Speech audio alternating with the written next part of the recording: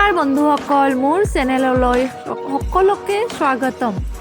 আজি মই দেখুৱাম কেঁচা আমৰ জ্বলা টেঙা আচাৰ।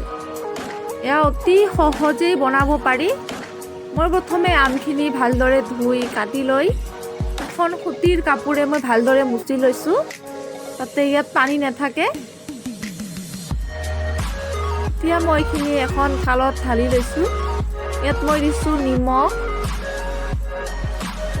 অকণমান দিছোঁ হালধিৰ গুড়ি আৰু এয়া দিছোঁ জলকীয়াৰ গুড়ি। এইখিনি মই এতিয়া গোটেইখিনি ভালদৰে মাখি ল'ম। গোটেইখিনিতে লাগি ধৰিব লাগিব। এয়া চাওক, মই ধুনীয়াকৈ মাখি লৈছোঁ। এতিয়া মই এখন কাটা চামুচেৰে চাৰিওফালে মই অলপ ফুটা কৰি দিম, যাতে মছলাখিনি ভালদৰে ভিতৰত সোমাই যায় আৰু খাবলৈ টেষ্টি লাগিব। চাওক, মই আগফালে পিছফালে ফুটা কৰি দিছোঁ অলপ অলপকৈ।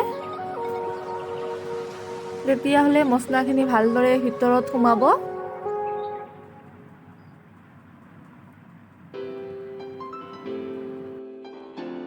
এয়া মই এইখিনি 15 মিনিটমানৰ কাৰণে অলপমান ৰ'দত দিছিলোঁ। এয়া চাওক, মছলাখিনি ধুনীয়াকৈ ভিতৰত সোমাই গৈছে। মই আচাৰখিনি বনাম। এয়া মই লৈছোঁ গোটা গোৱামুড়ি, এয়া শুকান জলকীয়া, এয়া জিৰা আৰু এয়া ধনিয়া। এয়া মই কেৰাহী গৰম হ'বলৈ দিছোঁ।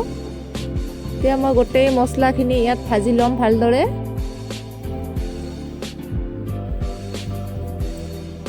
অলপমান ৰঙা পৰাকৈ ভাজি ল'ম। ভজা হৈ গ'লে ইয়াৰ পৰা ধুনীয়া চেণ্ট আহিব। এয়া চাওক, ভজা হৈ আহিছে। এতিয়া মই এইখিনি নুমাই ল'ম। এয়া মই এতিয়া মিক্সিত গুড়ি কৰি ল'ম।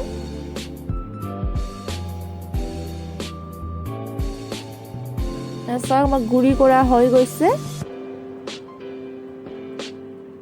এতিয়া মই এইখিনি কেৰাহীত বনাম। এয়া মই কেৰাহীটো বহুৱাই দিছোঁ। ইয়াত মই এড কৰিছোঁ সৰিয়হৰ তেল। তেলৰ পৰিমাণটো অলপ বেছি লাগিব। এতিয়া মই এইখিনি তেলখিনি ভালদৰে গৰম হ'বলৈ দিম। ইয়াত মই অকণমান দি দিছোঁ গোটা জিৰা।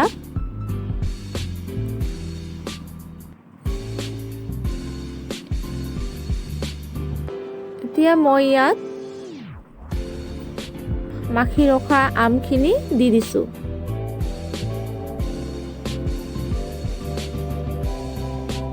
লাহে লাহে তেলত ভাজি ল'ব লাগিব আমখিনি,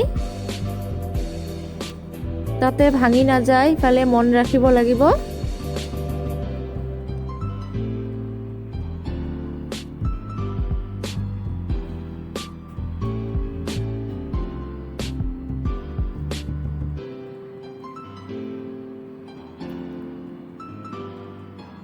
এনেকৈ অলপ সময় এৰি দিম। এতিয়া মই মছলাখিনি বাতিত দিছোঁ। ইয়াত মই অকণমান লেবুৰ ৰস দিম। অকণমান লেবুৰ ৰস দিলে আচাৰটো খাবলৈ ধুনীয়া হয় আৰু কিছুদিনলৈ ভালে থাকে। মই এইখিনি অলপ অলপকৈ মিহলাই দিছোঁ আৰু অলপমান দি দিছোঁ নেমুৰ ৰস।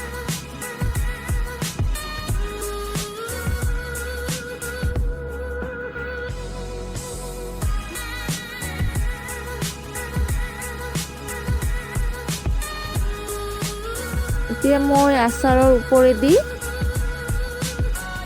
মছলাখিনি দি দিম। তাৰপিছত আমাৰ আচাৰ ভজা হৈ আহিছে। আচাৰৰ কালাৰটোও চেঞ্জ হৈ গৈছে। এতিয়া মই মছলাখিনি দি দিছোঁ। এতিয়া ভালদৰে এইখিনি মিহলাই দিম।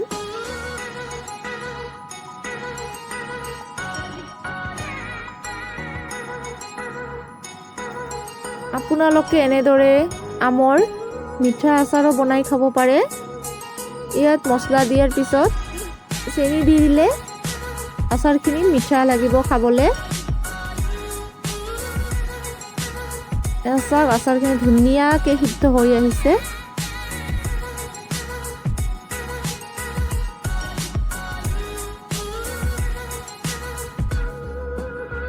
একেবাৰে সহজ পদ্ধতিতে এনেকৈ আচাৰ বনাই খাব পাৰিব। অতি কম সহজতে হয়, ৰ'দতো দিব নালাগে। আমাৰ আচাৰ একেবাৰে ৰেডি। এয়া চাওক আচাৰখিনি ঠাণ্ডা হোৱাৰ পিছত মই এটা কাঁচৰ বটলত ঢালি লৈছোঁ। এনেকৈ আপোনালোকে ৰ'দত দিব পাৰে, নিদিলেও কথা নাই, বনাই খাব। আৰু ভিডিঅ'টো চোৱাৰ বাবে ধন্যবাদ।